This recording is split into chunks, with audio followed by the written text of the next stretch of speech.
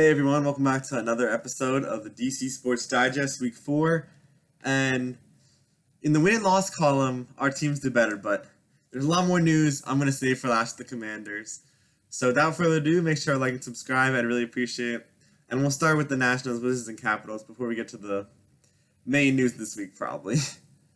So Nationals, we don't really have any news, but the anniversary of our World Series happened, which was cool.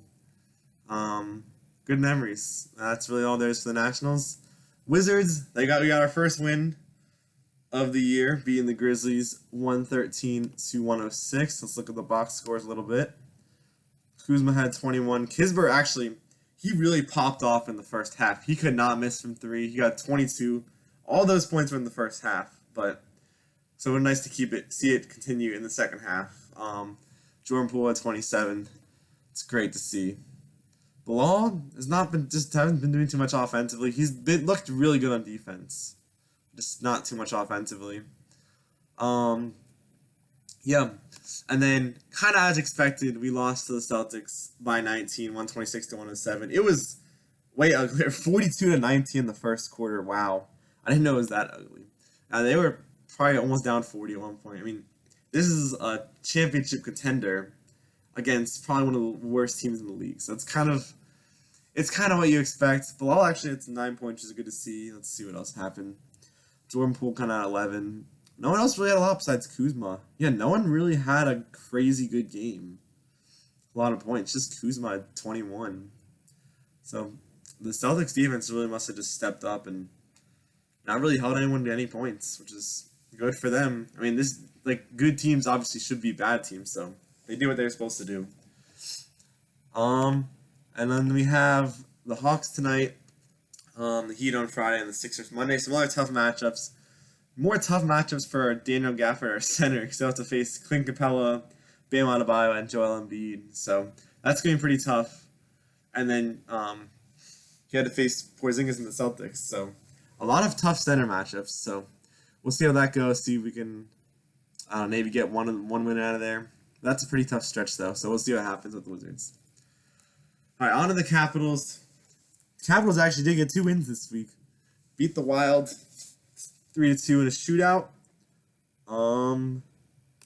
Yeah. Let's see. Oh, Kemper is back. Definitely a more solid save percentage. Obviously, they're not going to have Hunter Shepard play all the games. Have Kemper playing, and yeah, so I'll have a nice rotation, hopefully. And then on Sunday, came away. I was a little scared. They were losing 1-0 to the San Jose Sharks, who still have yet to win a game. But luckily, we were able to get 3 goals in the final period and end up with a win here. Yeah, and then the only other news of the Capitals is unfortunately Nicholas Backstrom stepped away. I think it was today actually, due to some health concerns. So we hope you're doing okay, Backstrom. I just feel better, you know. Islanders tomorrow, the Blue Jackets on Saturday, and hopefully we can turn things around. At this point, we're probably like, I don't know, bottom 5 in the league, so hopefully we can turn around. And now, here's the big news with the Commanders. So I'll go over the game a little bit. They lost 38-31 to the Eagles. They played okay, still definitely had some issues. Like, the defense allowing 38 was not great, and we'll get to the defense. Offense was decent. Sam Howell looked really good. Like, I still think he could be our QB for the future. Like, he's looked pretty solid besides the decision making. And today the decision making was good, and the offensive line was pretty solid for the most part. It's like when the offensive line is solid and he can has a little more time to make those decisions. Like, he's really good. It's just maybe bolstering that O-line in the draft and just having him continue to develop, which is going to be the big thing. And then we have the really big news this week. The fire sale begins.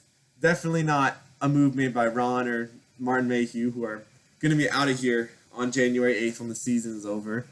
This is done by Josh Harris. I think I heard something about one of their new scouting directors, Eugene Shen. May have had some say in this. So the first move was Montez Sweat to the Bears for a second-round pick, which is a really good move because the Bears, their pick is going to be a high second-round pick. So it's like it's almost the first round pick for Sweat. This is a really good deal. And from what I heard, the Commanders were going to keep Sweat, I think, but this deal was just too good. And then later we learned about Chase Young going to the 49ers for a compensatory. Yeah, it is compensatory. Yeah, compensatory third. People were saying that he kind of got fleeced, but the main thing is just because of Chase Young's injury background, his health. The 49ers cannot trust his health, so they wouldn't pay more than a third to get him. And what the Commanders were thinking is, or Josh Harris, it's not really like Ron. Obviously, is not doing this. He wanted to keep everyone, but like, what Josh Harris is thinking, well, he's probably gonna make him walk in free agency at the end of the season if he doesn't get traded somewhere. So he's trying to get something. So in my opinion, these trades are both very good. I mean, it was definitely sad to see Chase leave. I was saying just trade Montez and then leave Chase, but they trade both of them, and then I think they should just keep trying to trade pieces.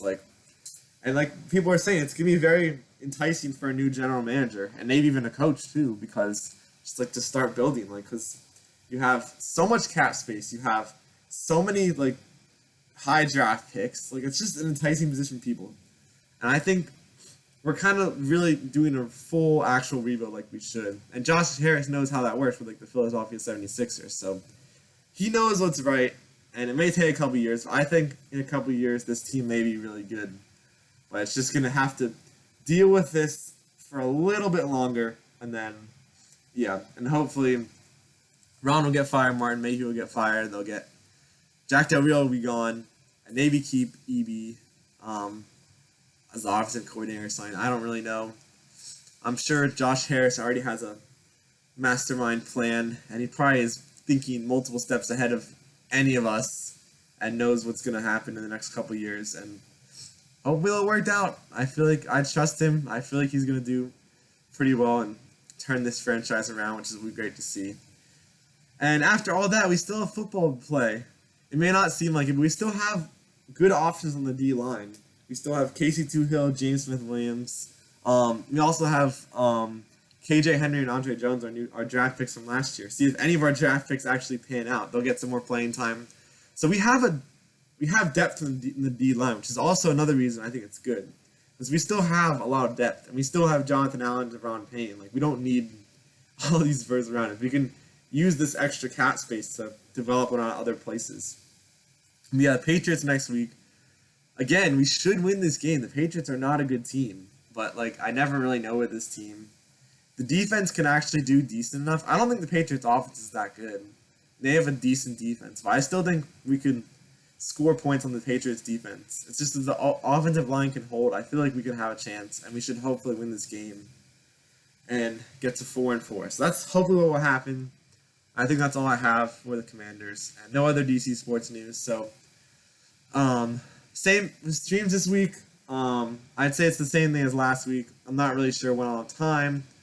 And check the schedules again. But unfortunately, next week I'm really busy. I have an after-school activity that literally lasts the whole afternoon and evening, so I literally don't have any time to film. So I'm hoping maybe I can get one out next Saturday and just have that as my video right before November 12th against the Seahawks. But we'll see what happens. No guarantees, so I'm really sorry about that. But it's only for 1 week. 1 full week of that. Actually, now I can do it on Friday also. So Friday or Saturday, I'll try to get the video out. And then we'll see what streams for next week also. So thank you guys so much for understanding, and thank you guys for watching. I really appreciate it. Like, share, and subscribe. I'd also appreciate that. See you in the next one. Bye.